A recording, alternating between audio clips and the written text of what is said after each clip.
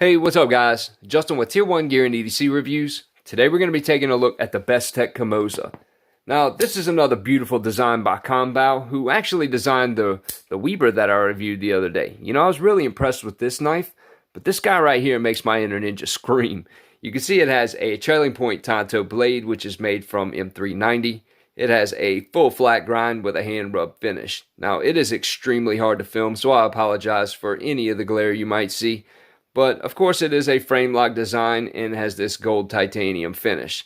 The pocket clip is tip up right hand carry only, and I don't think they make any left handed variations of this knife. Now of course it is a flipper, so lefties could manage if they wanted to. Now of course the action is smooth. You know, I wouldn't expect anything less from Bestech. It will drop shut up into a point, and then once that lock bar engages, you just kind of have to wiggle it the rest of the way. But other than that, there's literally nothing wrong with this knife. Now, one thing about it, though, I will admit, on frame locks, you know, I've mentioned this on quite a few videos here recently. You know, if you have any little bit of pressure up against that lock bar whenever deploying the knife, it will hang up, which is honestly on a lot of different frame locks these days. But anyway, the overall length on this guy is 8.50 inches. The blade is 3.50. The cutting edge is 3.60 with a width of 0.85. The thickness of the blade is 0.15. The handle length is 4.75. The width is 0.85 with the thickness of 0.51. Now, let's get a good weight on this guy.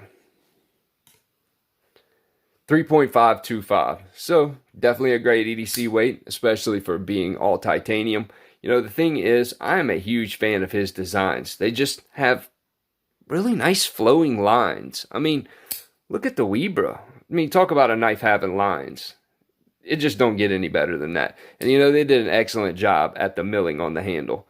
But anyway, compared to the Weber, since it's out, you can see it's roughly about an eighth of an inch bigger than that. And let's see, got the Super Freak out here, which I don't carry that enough. It is right around the same size as the Super Freak, maybe about an eighth of an inch smaller than that. Let's pull out the bug out. My thumb studless bug out. You can see it's roughly about an inch longer than the bug out, which, you know, this is an excellent sized knife. And the thing is, with its thin profile, it pretty much disappears into the pockets.